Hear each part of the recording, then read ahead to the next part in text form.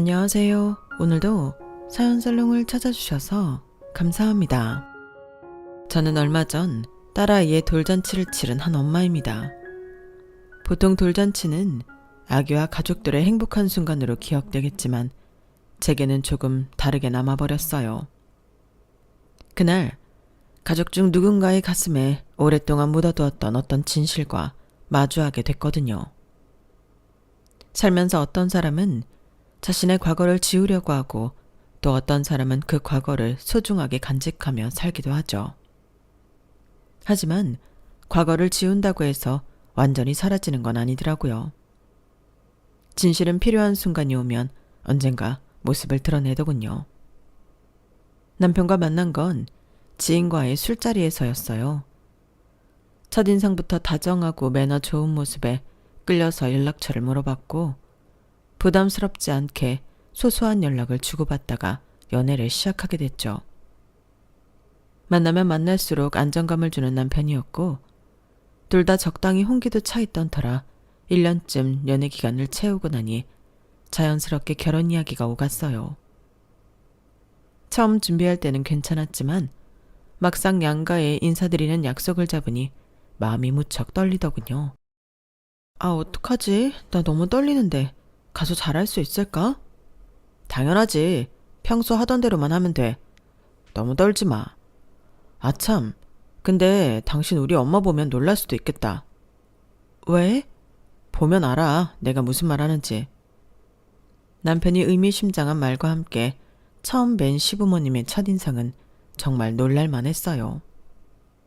남편의 집안 사정이 꽤 복잡해서 짐작은 했지만 어머님이 생각보다 젊어도 너무 젊으시더라고요. 실제 연세도 50대 초반으로 젊으셨는데 관리를 잘 하셔서 더 젊어 보이셨어요. 생각했던 것과는 전혀 다른 분위기에 주춤하고 있는데 다행히 편안하게 분위기를 풀어주시더군요. 어서 와요. 우리 기현이한테 이야기 정말 많이 들었어. 안녕하세요 어머님. 처음 뵙겠습니다. 참 밝고 인상도 좋아 보이네. 요즘 이런 젊은 사람이 참 보기 드문데. 그래, 부모님은 뭐 하시고? 네. 아빠께서 철물점 사업을 하고 계십니다. 철물점? 순간 어머님의 표정이 묘해지시더라고요. 그래, 철물점. 내가 좀 낯설어가지고. 네.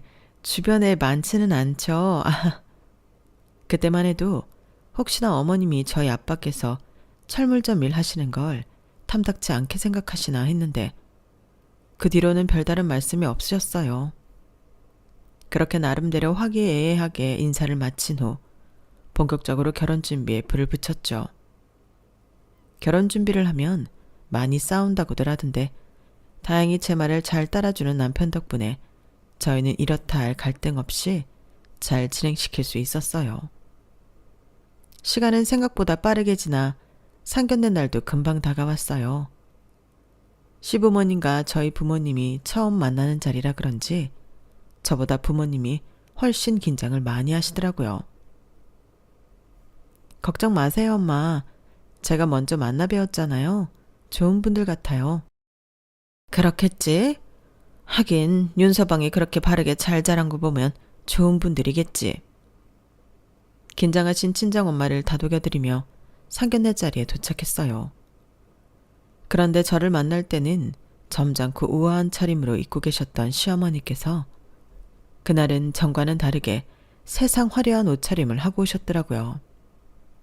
처음엔 그냥 저희 부모님을 만나는 자리라 신경이 쓰여서 꾸미셨나 보다 하고 좋게 생각이 들었어요. 그런데 식사가 시작되고 대화가 깊어지면서 분위기가 조금 이상하게 흘러가더라고요. 철물점 하신다고 들었어요. 경기가 안 좋다는데 힘드시겠어요. 요즘도 철물점 같은 거 잘 되나요? 테이블 위로 순간 아주 짧은 정적이 흘렀어요. 아빠께서도 살짝 당황한 듯 하셨지만 침착하게 대답하셨죠. 무슨 일이든 그렇지만 당연히 힘들 때도 많죠. 그래도 먹고 살 만큼은 됩니다. 단골 손님도 많고요. 그래요. 생각보다 잘 되는 모양이네요. 그렇게 사업이 괜찮게 되는 집은 결혼할 때 집도 해오던데 그런 말은 안 들리길래 힘드신가 했어요. 그렇게 생각하실 수도 있겠네요. 철물점도 철물점 나름이니 그렇게 생각하셔도 무리는 아닙니다만 다행히 걱정하실 정도는 아니라 집 몇 채쯤은 있습니다. 아이들 결혼에 집을 안 보탠 건 워낙 우리 딸이 손을 안 벌리려고 해서 어쩔 수가 없었네요. 감사하게도 시댁에서 보태주셔서 당장 둘이 들어갈 살집이 없는 것도 아니니 딸 뜻을 따를 수밖에 없죠. 요즘 젊은 애들답지 않게 참 멋있지 않습니까? 아빠께서는 부드러운 말투로 말씀하셨지만 그 안에 강한 한방이 있는 게 느껴졌어요. 시어머니께서도 그걸 느끼셨는지 고개를 푹 숙이시더니 말수가 급격히 줄어드시더군요. 말씀은 없었지만 약간 부끄러움을 느끼신 것도 같았어요. 그때 그 일은 그냥 그렇게 넘어가진 줄로만 알았어요. 그런데 어머님께서 그 일을 내심 가슴에 담아두고 있다는 사실을 제대로 알게 된 건 결혼식 날이었어요. 결혼식 당일은 아침부터 정신이 없었어요. 그토록 고대하던 드레스를 입고 메이크업을 받고 사진도 찍고 바쁘지만 설레는 날이었죠. 가족들도 일찍부터 도착해 혼주 메이크업을 받고 제 곁을 지켜주었어요. 시댁 식구들도 마찬가지였죠. 시간이 조금 지나면서 하객들이 하나둘 식장을 채우기 시작했어요. 먼 길 와준 친숙한 지인들의 축하 속에 행복함과 감사함을 느끼며 반갑게 인사를 나눴어요. 그런데 뭔가 시어머니께서 저와 친정 아빠를 힐끗힐끗 쳐다보는 것 같은 기분이 들더라고요. 그날이야 제가 결혼식의 주인공이기도 했고 평소와는 다른 화려한 모습에 많은 사람들의 시선을 받고 있었으니 그러려니 했지만 어머님의 시선은 신경이 쓰이더라고요. 곁눈질로 보시는 듯한 눈빛이 뭔가 불편하게 느껴졌어요. 그래서 결국은 신부 대기실에 조금 한산한 틈을 타 여쭤보았죠. 어머님 왜 그러세요? 뭐 찾으시는 거 있으세요? 어? 아니 그게 아니라 사돈댁 하객은 이게 전부니? 네? 아니 신부 쪽 하객 자리가 너무 휑하니 볼품이 없어서. 결혼식은 보통 부모 잔치인데 생각보다 사돈께서 손님이 없나 보구나. 하객이 많은 것도 좋지만 사실 저희 집은 오래 알고 지낸 소중한 분들만 초대했어요. 수가 많지는 않아도 다 귀한 인연들이래요. 그래도 그렇지. 나름대로 사업이라면 사업하는 건데. 하긴 철물점 하는 집이니 인맥이 넓지는 않겠지. 나름대로 최선의 대답을 하기 위해 차분하게 말씀드렸지만 어머님 귀에는 이미 안 들리는 듯 했어요. 그저 저희 집 하객 수에만 꽂혀서 본인 하고 싶은 말씀만 하시더군요. 그렇다고 저희 쪽 하객이 특별히 적은 것도 아니었어요. 시댁에서 회사를 운영하다 보니 그쪽 직원들이 전부 와서 자리를 차지하느라 신랑 쪽이 월등히 많아 보였던 것 뿐이었어요. 하지만 어머님은 그런 건 고려하지 않고 계속 제 주위를 맴돌며 시누이와 함께 들으라는 듯 투덜대시더군요. 엄마, 우리 쪽이랑 너무 비교되니까 너무 없어 보이기도 하고 창피한데 내가 직원들 좀 신부 쪽 자리로 나눠서 보낼까요? 그래, 그러는 게 좋겠다. 우리 기현이 인맥도 뭣도 없는 집에 장가간다고 광고할 일 있니? 얼른 나누고 와. 치렁치렁한 웨딩드레스를 입고 하객들은 전부 저를 바라보고 있는 상황에서 기어이 하객을 나누겠다고 바쁘게 걸어가는 시누이를 말릴 수도 없는 노릇이었어요. 신부 측에 제가 알지도 못하는 얼굴들이 있는 것이 내심 싫었지만 표현하기가 힘든 상황이었죠. 그래서 어쩔 수 없이 그 뒷모습을 바라만 보며 불편한 감정을 애써 삼켜야만 했어요. 그날은 결혼식이 워낙 정신없기도 해서 그렇게 넘어가고 한동안 그 일에 대해 잊고 지냈지만 결혼식 이후 본격적으로 시어머니의 은근한 무시가 시작되었어요. 명절이 되어 시댁에 방문을 했던 어느 날이었어요. 음식 준비가 한창인데 준비가 거의 끝나갈 때쯤 어머님이 갑자기 뭔가 잊고 있었다는 듯 손뼉을 치고는 시누이를 가리키더군요. 맞다. 시간 좀 남았으니까 새언니 데리고 갔다 와. 아, 그러네. 알겠어요. 새언니, 저랑 같이 가요. 네? 갑자기 어디를요? 그런 게 있어요. 여보, 어디가? 오빠 몰라도 돼. 다녀오겠습니다. 금방 올게요. 시어머니와 눈빛을 주고받더니 신우이가 급한 곳이라도 가는 듯 제 팔을 끌어당기더군요. 어딜 가냐는 남편의 질문에도 미처 대답하지 못하고 그렇게 끌려나갔어요. 이 앞에 혹시 잊어버린 게 있어서 장이라도 보려나 싶었는데 주차장에 가더군요. 타세요. 지금 대체 어딜 가는 거예요? 말은 해주셔야 할 거 아니에요. 어딜 가는지, 왜 이렇게 급하게 가는지요. 다른 건 아니고요. 제가 새언니한테 특별히 부탁할 게 있어서 그래요. 새언니 아니면 안 되거든요. 그렇게까지 말하니 뭔가 바로 말 못할 새언이 있는가 보다 싶었어요. 사람을 이렇게 갑자기 끌고 나온 데는 이유가 있겠지 싶어 순순히 올라탔는데 목적지는 모르고 탔어도 금방 도착할 줄 알았는데 생각보다 가는 길이 멀더군요. 더 이상 물을 수도 없는 분위기라 그렇게 가만히 있었는데 차에 올라탄 지 30분 만에 신우이는 처음 보는 신축 오피스텔 앞에 주차를 했어요. 아, 새언니는 처음 와보시겠네요. 저 자취하는 집이에요. 무슨 일이라도 있는 거예요? 갑자기 데리고 온 곳이 본인 자취방이라니 뭔가 일이 있었던 건가 싶어서 문득 걱정이 들더라고요. 친오빠인 저희 남편도 모르는 눈치인 걸로 보아 여자들끼리밖에 나눌 수 없는 고민을 갖고 있거나 도움을 요청하려고 하는 건가 싶었어요. 신우이는 대답도 없이 계단을 오르더니 집 안으로 들어가더군요. 따라 들어갔더니 갑자기 창고로 보이는 공간에 들어가 뭔가 꺼내와서 방문 앞에 펼쳐놓더군요. 이게 다 뭐예요? 신우이가 가지고 온 건 공구박스였어요. 신우이는 울상이 된 얼굴로 저를 쳐다보더니 방문을 가리키더군요. 이것 좀 보세요. 몇 달 전부터 문이 이 모양 이 꼴인데 새언니가 좀 고쳐주세요. 그제서야 보였어요. 경첩이 헐거워졌는지 문짝이 삐뚤어져 문이 닫히지 않고 덜렁거리고 있더라고요. 아가씨, 이걸 왜 저보고 고쳐달라세요? 기사를 부르셔야죠. 그러려고 했는데 생각해보니까 조금 있으면 명절이고 새언니 올 건데 돈 아깝게 기사 따로 부를 필요는 없겠더라고요. 철물점 집 딸인 새언니가 있는데 뭐하러 그런 곳에 돈 써요? 언니도 보고 자란 게 있을 텐데 이런 건 전문일 거 아니에요. 아가씨, 대체 무슨 말씀을 하시는 거예요? 철물점은 이런 경첩 같은 자재를 파는 곳이지 수리까지 해주지는 않아요. 그래도 어릴 때부터 주변에 널린 게 공고했을 텐데 이 정도 손보는 건 익숙하지 않아요? 못한다고 내숭만 떨지 마시고 그냥 시원하게 실력 한번 보여주세요. 오빠도 떼놓고 왔잖아요. 정말 기가 차서 말도 안 나오더군요.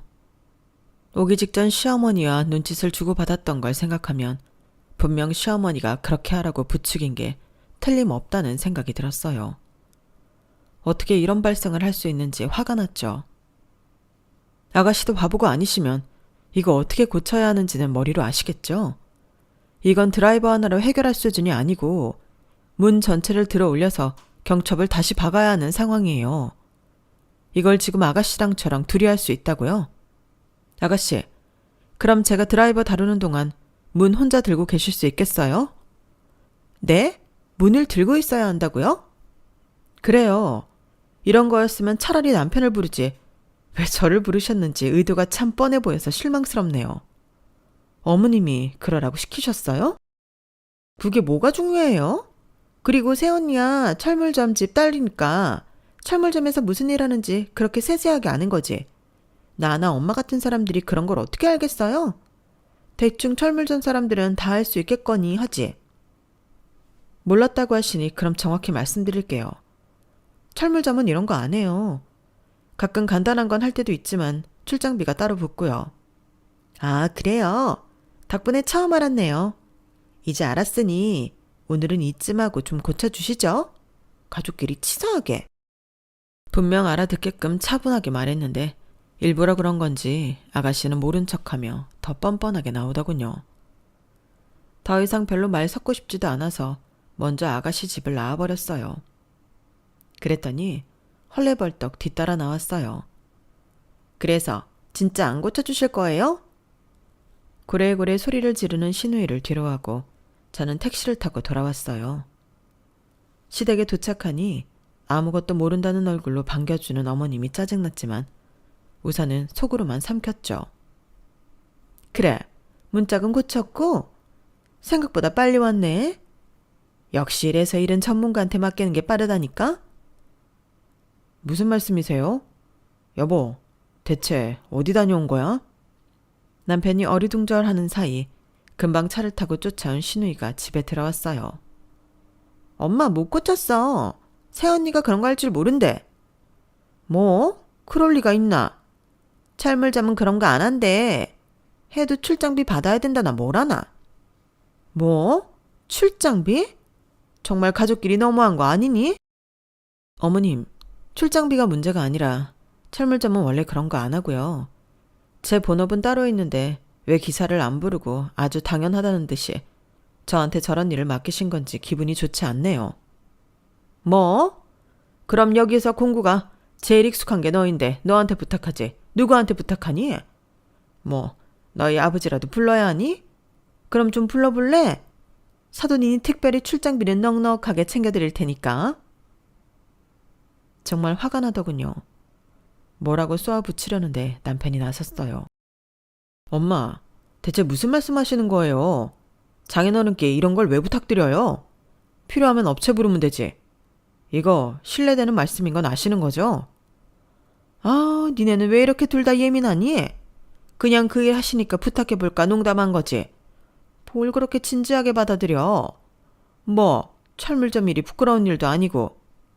그러니까 오빠가 그렇게 화내니까 더 이상해 보이는데 새언니가 뭐가 돼? 남편이 무섭게 쏘아붙였음에도 두 분은 반성의 기미가 전혀 없었어요.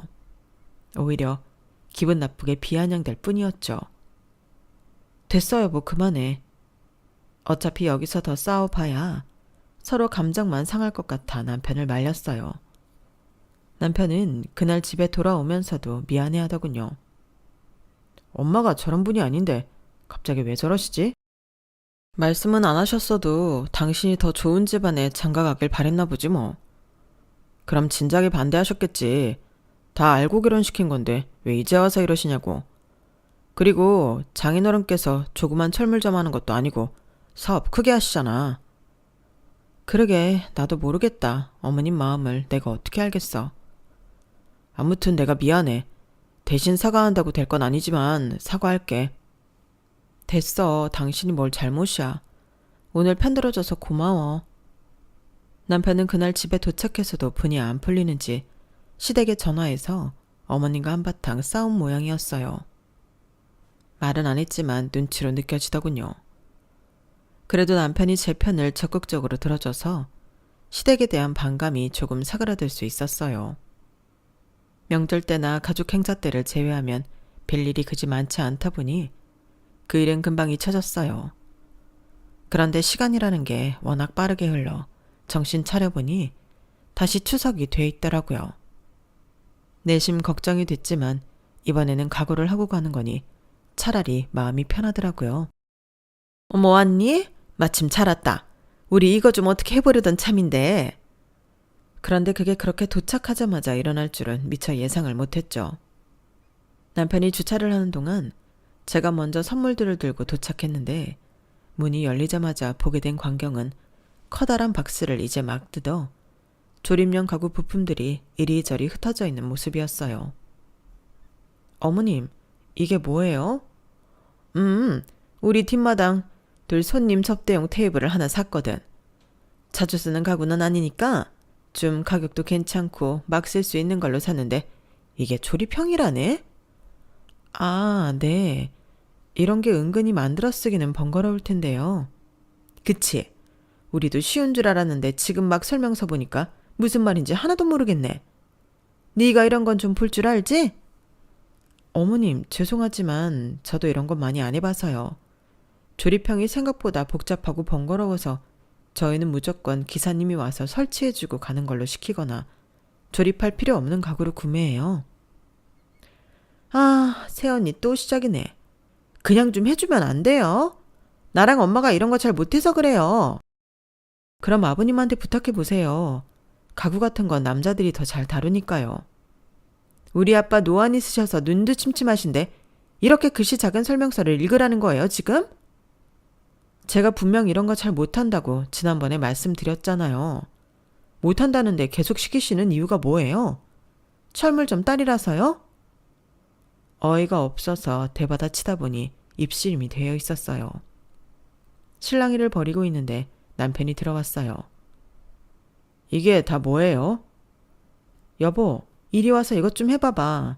당신이 나보다는 낫겠지? 이게 뭔데? 조립형 가구래.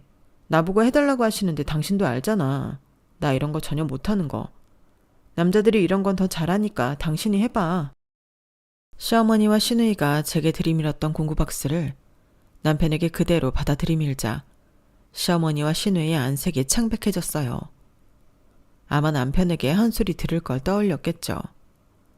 남편은 공구박스와 널브러진 가구 부품들을 보더니 살짝 화가 난 얼굴을 하더군요. 이건 내가 할 테니까 당신은 가서 쉬고 있어. 엄마는 이런 거 못하면 시키지를 말지. 왜 굳이 이런 걸로 시켜서 집을 난장판으로 만들어요? 넌 따라와서 오빠 도와. 뭐? 내가 왜? 우리 집 가구잖아. 그럼 누가 도와? 남편은 시누이를 끌고 가 가구를 만들기 시작했고 저는 남편 말대로 짐을 정리하고 외투를 벗은 후 멀찍이 앉아서 둘이서 가구 조립하는 걸 구경만 했어요. 어머님은 이게 아니다 싶었는지 떨떠름한 얼굴로 편히 쉬고 있는 저와 일하고 있는 남편을 번갈아 보더군요. 겉으론 애써 태어난 척 하셔도 저에게 시키려고 했던 일을 아들이 와서 힘들게 하고 있으니 속이 까맣게 타들어가시는 것 같았어요. 처음에 어머님을 뵈었을 땐 생각보다 많이 젊으셔서 예전 시어머니들과는 좀 다를 거라고 생각했는데 더했으면 더했지 절대 덜하진 않더라고요. 남편이 센스 있게 중간에 나서주지 않았다면 이런 분위기 속에서 결혼 생활을 이어나가긴 힘들었겠다는 생각까지 들었어요. 분명히 다 알아듣게 설명했음에도 그런 건 중요하지 않고 본인이 생각하고 싶은 대로만 생각하며 어떻게든 저희 집안을 무시하겠다는 의도가 느껴졌거든요. 다만 저도 의문이었던 건 어머님이 처음부터 그러진 않으셨다는 점이었어요. 어머님과 처음 배웠을 때 어머님도 저를 예의 바르고 착해 보인다며 마음에 들어 하셨고 집안에 대해서도 그다지 나쁘게 보지 않으셨거든요. 어머님이 변하신 건 상견례 이유였어요.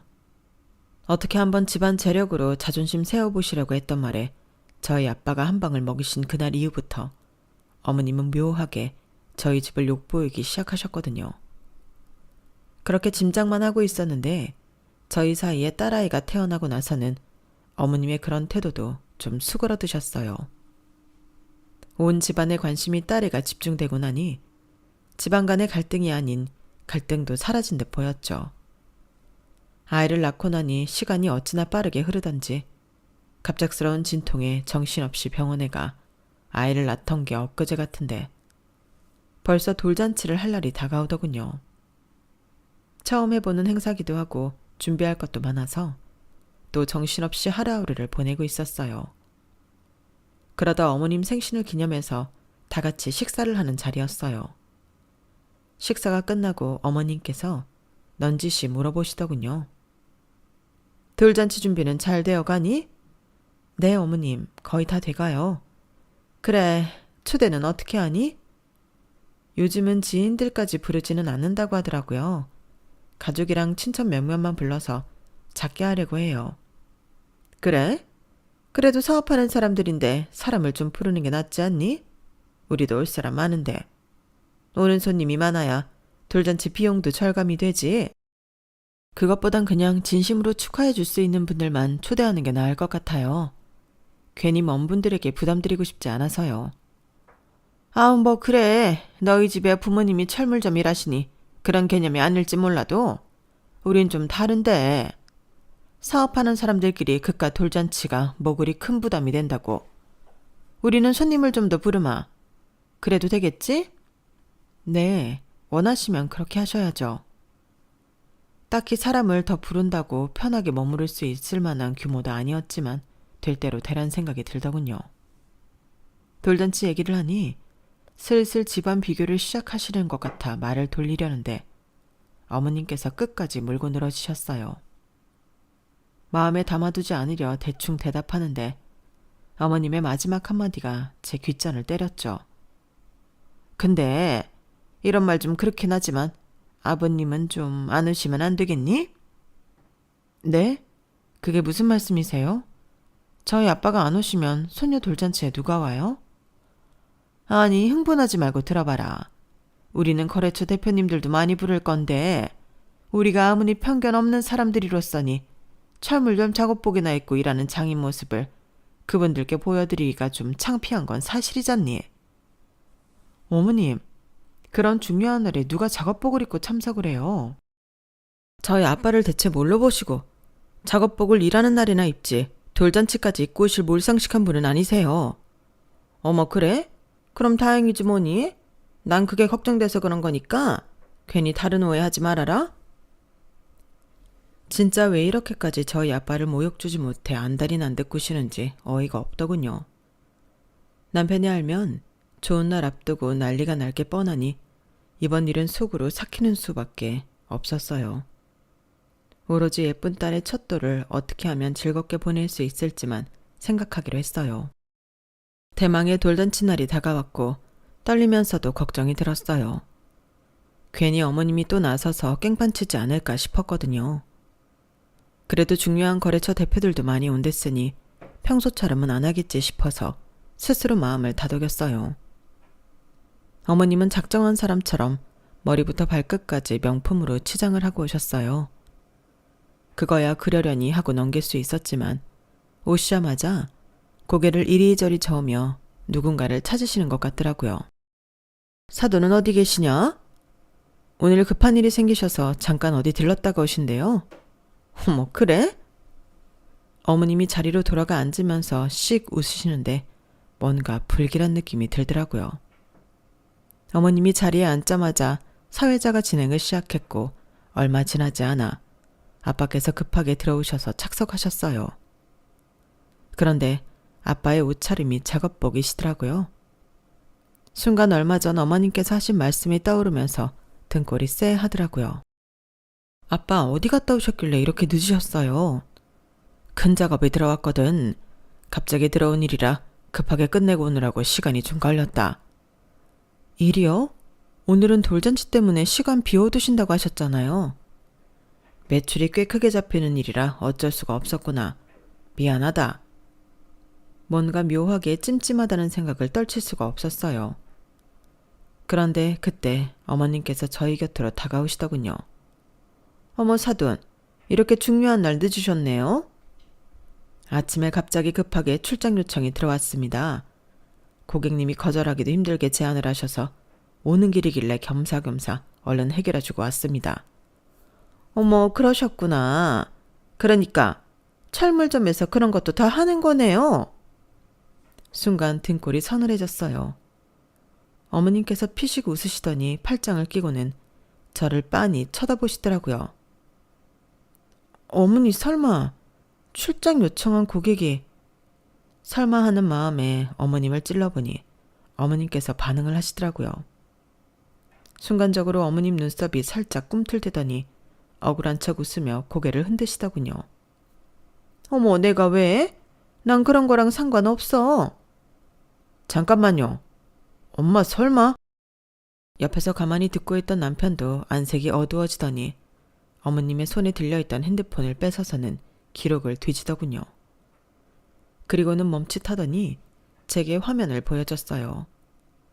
거기에는 저희 아버지께서 운영하는 철물점 번호가 찍혀 있었어요. 이건 저희 철물점 번호인데. 엄마, 이건 어떻게 설명하실 거예요?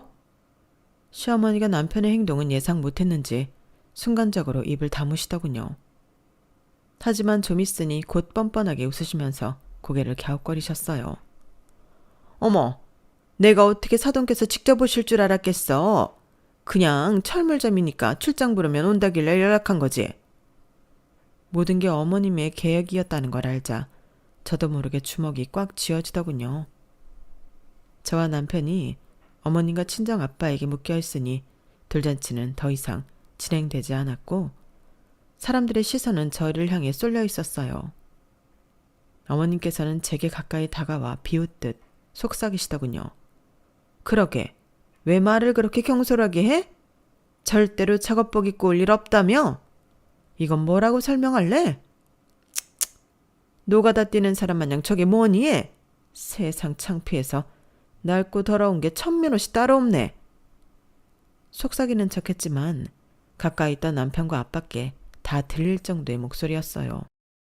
친정엄마도 뭔가 이상한 기색을 느끼셨는지 저희 쪽으로 오셨고 정말 수치스럽고 분노스러워서 참을 수가 없던 찰나에 아빠께서 들고 오신 가방 속에서 뭔가를 꺼내시더군요. 석영아, 오랜만이다. 아빠께서 갑자기 친숙한 목소리로 시어머니의 이름을 부르셔서 주변에 있던 모두가 깜짝 놀랐어요. 시어머니 역시 당황한 얼굴로 아빠를 쳐다보셨죠. 네? 사돈, 지금 뭐 하시는 거예요?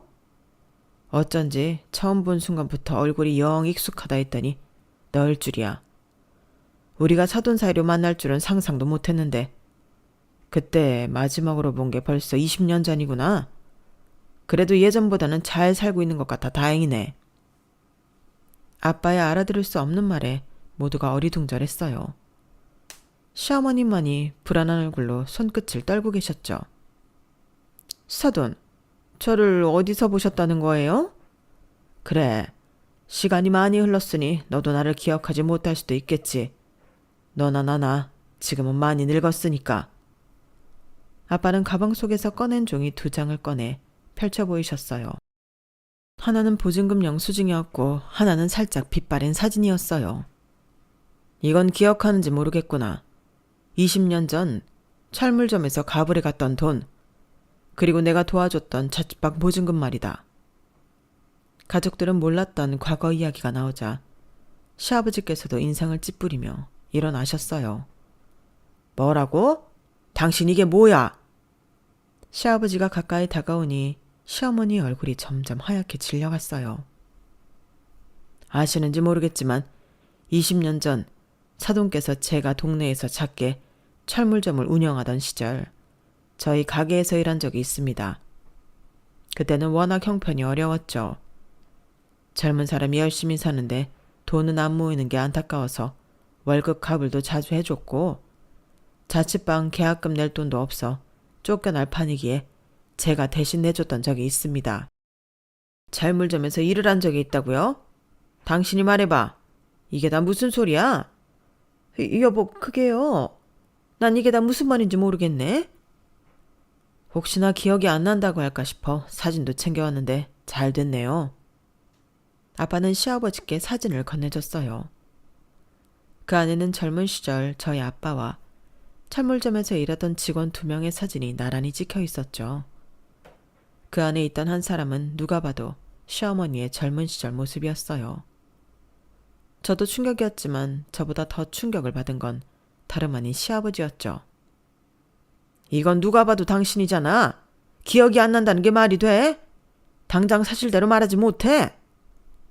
남편에게 듣기를 시아버지는 엄격하고 선을 넘는 걸 정말 싫어하는 분이셨어요. 그래서 시어머니께서 평소 시아버지의 눈치를 많이 보는 편이라고도 이야기를 했었고요. 그런데 이렇게 숨겨뒀던 과거의 진실이 밝혀지니 많이 당황하신 듯 했어요. 시아버지는 화가 난 얼굴로 과거의 사진을 빤히 보시더니 지갑에서 수표 한 장을 꺼내 아빠께 건넸어요. 내가 지금까지 이런 사실에 대해서 하나도 알지 못했다는 게 부끄럽군요. 20년 전이면 시세가 많이 올랐을 테니 이자까지 계산해서 지금 시세로 갚겠습니다. 여보, 그럴 필요까지야. 시어머니가 떨리는 손으로 막으려고 하니 시아버지의 눈빛이 한결 더 차가워졌어요. 우리가 어려운 형편도 아닌데 안 갚을 이유가 있나? 게다가 당신이 한참 어려운 시절에 도움을 줬던 사람에게 이래도 되는 거야? 그래도요. 이건 나랑 사돈의 문제인데 당신까지 이렇게 나설 필요는 없어요. 네가 필요 없다고 할 자격이 있나? 여보. 시아버지는 아빠께 수표를 건넸고 아빠는 물끄러미 그 수표를 보셨어요. 고맙습니다, 사돈어른. 그런데 저는 돈이 중요한 게 아닙니다. 당시 저에겐 정말 소중하고 챙겨주고 싶은 직원이었고 나이도 어린 직원이 고생하기에 돌려받지 않을 각오는 이미 충분히 하고 빌려준 돈이었습니다. 그때 제가 속상했던 건 사정이라도 말해주고 그만두던가 했으면 되었을 텐데 제가 돈이라도 갚으라고 할까봐 두려웠는지 말 한마디 없이 잠적을 해버리는 바람에 사람을 잃었다는 생각 때문에 더 힘들었어요. 하지만 다 지난 일이고 사돈댁도 철없던 시절 이야기 지금 꺼내봐야 무엇하겠습니까? 오늘 이 사진과 영수증을 가지고 온 것도 그저 좋은 날 옛 추억을 같이 떠올리고자 위함이었어요. 그런데 사돈께서 먹고 살만해지니 이렇게 일부러 사람에게 모욕 주는 그런 사람이 되었다는 게 믿겨지지 않을 뿐입니다. 제가 원하는 건 오직 진심 어린 사과입니다. 그거면 됩니다. 시아버지는 바로 시어머니를 노려보셨어요. 사과해. 누가 봐도 이건 당신이 잘못한 거야. 여보, 일단은 사람들 안 보이는 곳에서 사과드릴게요. 지금은 보는 눈이 너무 많잖아요. 이 자리에서 당장! 시아버지의 분노는 진심이었고 시어머니 얼굴이 새파래졌어요. 결국은 떨리는 목소리로 사과를 하시더군요. 죄송합니다, 사돈어른. 뭐가 죄송하시죠? 어려울 때 그렇게 도움받았는데 모른 척 도망친 것도 죄송하고 과거는 잊은 것처럼 굴면서 사돈을 욕보이게 한 것도 죄송합니다. 괜찮습니다. 다 지난 일인데요. 사과하셨으니 오늘 일도 없던 걸로 하죠. 아빠께선 그 이후로 이 일에 대해 어떤 언급도 하지 않았고 잠시 싸늘하게 가라앉았던 돌잔치는 다행히 진행자의 기지로 즐거운 분위기 속에서 마칠 수 있었어요. 그 사건 이후 시어머니는 단순히 저희 가족에게만 굴욕을 당한 게 아니었어요. 당시 돌잔치에 초대했던 시아버지의 거래처 사람들, 지인들, 오래 알고 지낸 사람들 모두가 그 일의 목격자가 되기 때문이었죠. 가뜩이나 나이 차이도 집안 형편 차이도 많이 나는 결혼이라 평생을 시아버지 눈치를 보고 살았던 어머님은 그 이후로 더더욱 눈치를 보며 지내셨어요. 시아버지는 시어머니께 더 엄격하고 냉정해지셨고 시어머니는 늘 안절부절한 모습이었죠. 여보, 내가 잘못했어. 하지만 그건 어릴 때 일이잖아. 당신을 만나기도 전 이야기라고. 이제 와서 어떡하라고. 누가 뭐래? 이제 와서 어쩌기 뭘 어째. 그냥 내 얼굴에 먹칠하지 말고 지금처럼 조용히 살아. 아버님의 달라진 태도에 예전처럼 부잣집 사모님으로 떳떳하고 콧대 높은 모습은 찾아볼 수가 없었어요. 저를 대할 때도 묘하게 어색해 하셨고요. 시누이조차 그 일에 충격을 받은 모양인지 어머님과 서먹해진 것 같았고 제 남편은 말할 것도 없었어요. 늘 제 곁에서 어머님께서 저희 집안과 저를 어떻게 무시해왔는지를 직접 봐온 남편은 어머님께서 그런 과거까지 있었다는 사실을 알게 되자 완전히 어머님을 등지게 됐어요. 인간적으로 실망이 크다는 이유에서였죠. 가족들의 외면을 받게 된 후 시어머니는 더 이상 예전과 같은 사람이 아니었어요. 어머님이 그동안 만들어왔던 허물 좋은 이미지도 사람들 앞에서 지켜왔던 체면도 모두 무너졌죠. 하지만 그게 정말로 어머님이 진심으로 반성하고 변하신 건지 아니면 단지 더 이상 남을 무시할 여력이 없어져서인 건지는 알 길이 없었죠. 평생을 스스로 부끄럽게 여기던 과거를 지우려고 노력해왔지만 어머님은 결국 실패하셨네요.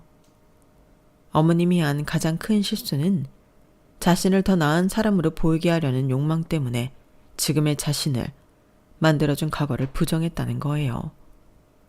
과거를 감추려는 사람들이 흔히 하는 착각은 그걸 감추면 자신이 더 나아질 거라고 믿는다는 점 같아요. 하지만 더 나아지는 건 과거를 숨기는 게 아니라 그걸 받아들이고 앞으로 나아가려는 사람들이더군요. 과거를 지우려던 사람의 최후는 결국 자기 자신을 스스로 지우는 것과 같다는 걸 시어머니를 통해서 깨닫게 되었네요. 제 사연은 여기까지입니다. 들어주셔서 감사드려요. 하루하루 행복하고 건강하시길 빕니다. 안녕히 계세요. 여러분, 사연 댓글에 응원과 현명한 조언 부탁드려요. 좋아요와 구독은 저에게 큰 힘이 됩니다. 오늘도 좋은 일 가득하세요.